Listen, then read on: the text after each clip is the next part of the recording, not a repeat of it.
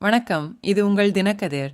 கடந்த 4 ஆண்டுகளில் 4.38 லட்சம் கோடி ரூபாய் கடனை குவித்ததற்காகவும் இந்த ஆண்டு கூடுதலாக 1 லட்சம் கோடி ரூபாய் கடன் வாங்க திட்டமிட்டுள்ளதாகவும் அதிமுக பொதுச் செயலாளர் எடப்பாடி கே பழனிசாமி செவ்வாய்க்கிழமை விமர்சித்தார்.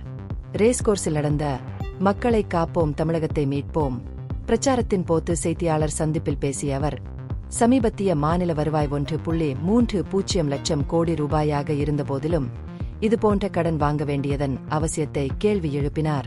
புதிய திட்டங்கள் எதுவும் அறிமுகப்படுத்தப்படவில்லை என்றும் இது அரசாங்கத்தின் நோக்கங்கள் குறித்து சந்தேகங்களை எழுப்புவதாகவும் அதிமுக மீண்டும் ஆட்சிக்கு வந்தால் கடன்கள் குறித்து விசாரணை ஆணையம் அமைப்பதாகவும் அவர் உறுதியளித்தார்.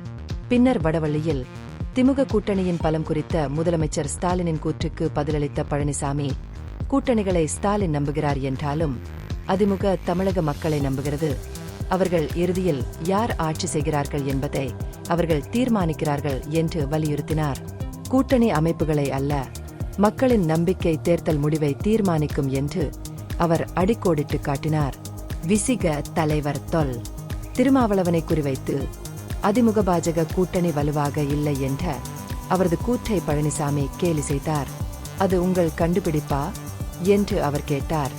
திருமாவளவன் அதை நிரூபித்தால் அவருக்கு டாக்டர் பட்டம் அல்லது நோபல் பரிசு வழங்கப்பட வேண்டும் என்று கிண்டலாக பரிந்துரைத்தார்.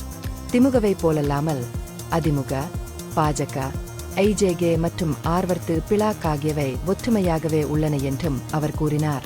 திருமாவளவன் பாசாங்குத்தனமானவர் என்றும் பழனிசாமி குற்றம் சாட்டினார். விசிக தலைவர் கூட்டணி சாத்தியங்களை வெளிப்படையாக நிராகரிக்கும் அதே வேளையில் அவர் உள்நாட்டில் கூட்டணி அரசாங்கத்தை நம்புகிறார் என்றும் கூறினார். திருமாவளவன் தனது உண்மையான நோக்கங்கள் இருந்தபோதிலும் அரசியல் அழுத்தம் காரணமாக கூட்டணிக்கான வாய்ப்புகளை மறுக்க வேண்டிய கட்டாயத்தில் உள்ளார் என்றார். வரவிருக்கும் 2026 சட்டமன்ற தேர்தலில் திமுக தோல்வியடையும் என்று அஞ்சுவதாகவும் அதனால்தான் அவர்கள் அதிமுக பாஜக கூட்டணியை தாக்குவதாகவும் அவர் குற்றம் சாட்டினார். மத்திய உள்துறை அமைச்சர் அமித்ஷாவின் சமீபத்திய சென்னை வருகையை அவர் மேற்கோள் காட்டினார். அங்கு அதிமுக கூட்டணியை வழிநடத்தி அரசாங்கத்தை அமைக்கும் என்பதை ஷா உறுதிப்படுத்தினார். புலியகுளத்தில் பொதுமக்களிடம் உரையாற்றிய பழனிசாமி, பண மோசடியில் ஈடுபட்ட திமுக அமைச்சர் மீது ஊழல் குற்றச்சாட்டுகளை சுமத்தினார்.